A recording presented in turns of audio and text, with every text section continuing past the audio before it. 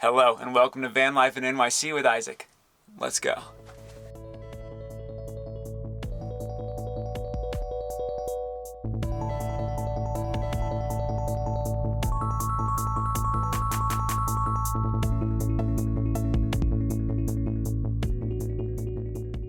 Hey, and welcome to Vanlife with Isaac in NYC. I know it's been a little bit since I've been able to come back to you.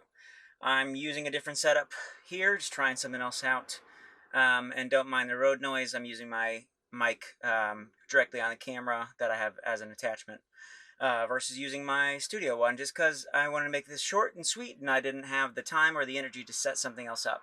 So, if you don't know, I am going to be doing a production this week of Indecent. We're going to go do it up in Putney. It's going to be very fun.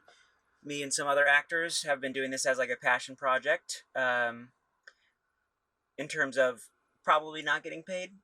So that's why it's more of a doing it because we want to put the work out there, especially at this time. The director approached me and asked me if I wanted to be a part of it, and my availability worked out pretty well. So I'm excited to get that going. That'll be up in Vermont, and that'll be really fun. Just 2 performances. Otherwise, it is nearing the end of May, and I can't believe how quickly my time here has gone. I have not been on top of things in terms of doing this because I've been either busy auditioning, doing my classes, or I started doing wardrobe supervising for this off-Broadway production company. It was at Theater Row, which is coincidentally the first place I ever performed in New York City over 6 years ago, which is kind of nuts if you think about it. You really learn a lot, and it's one of those places that it's funny to learn the space in and out. And I learned a lot of new skills doing wardrobe supervising, stuff that I had never, ever thought I was going to be capable of doing or knowing how to do. But, I mean, it comes down to knowing how to do laundry, knowing how to read tags, knowing what needs to be hand washed, what needs to be dry cleaned only, and knowing that you also have a small budget to get all of this accomplished, which is exceptionally hard. And then you also have a time constraint. Like, I had a window in which I was able to do laundry at Theater Row. So you're paying for this service, but you can only do it at a certain time. So that sounds great. I get it, but there was also no one in the theater for the first 4 weeks that I was there. We didn't have anyone even using it until the last week that I was there, other than me. So anyhow, that's just the thing going on, and I worked with a bunch of different, like 3 different shows we went through. Each show had 2 weekends, 10 performances total, so 30 performances. I joined at the end of the first week of the first production because I'd gone on and done, that was for Woman of the Year, which I had done video for. The producer asked me if I was available to help with wardrobe supervising. I was like, I have a small set of skills in this. Let me see what I can do to help you. And it worked out. And I had to do a lot of hand sewing, especially for the second project. So the 3 shows were Woman of the Year. The second was Sugar, which is basically Some Like It Hot, but a different version. The story is a little bit better, in my opinion. The music is not.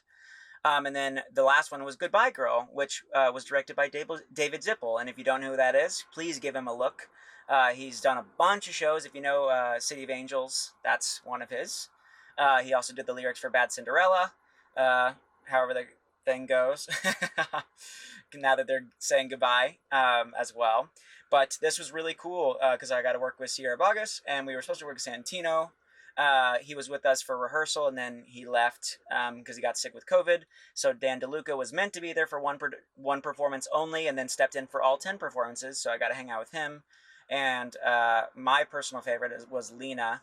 She's this little fire, like, ball of energy kind of girl who did this anime called Suzume, which is I guess kind of like an artisan film for an anime that was premiering in theaters, and I was so stoked. I was like, forget the other Broadway people like Christopher Sieber, who I can't tell you how many times I listened to the Shrek soundtrack on my way to college and back from Muncie, Indiana to Indianapolis, singing all of the songs that Farquaad sang, and then I got to work with him, and I'm like, holy crap, you know, it's just one of those moments where you go into New York and you don't expect to make these kind of contacts. And this was just one of those things that literally fell into my lap that I was not pursuing.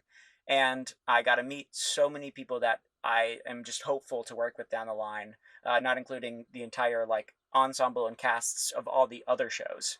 So needless to say, I met like 60 people I would not have met doing this job, and I think it will only go to benefit me later on.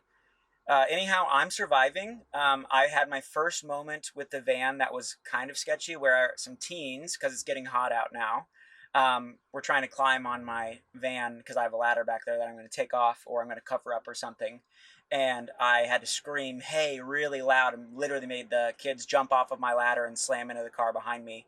Because it was 3:30 in the morning, and I don't know what these kids were thinking.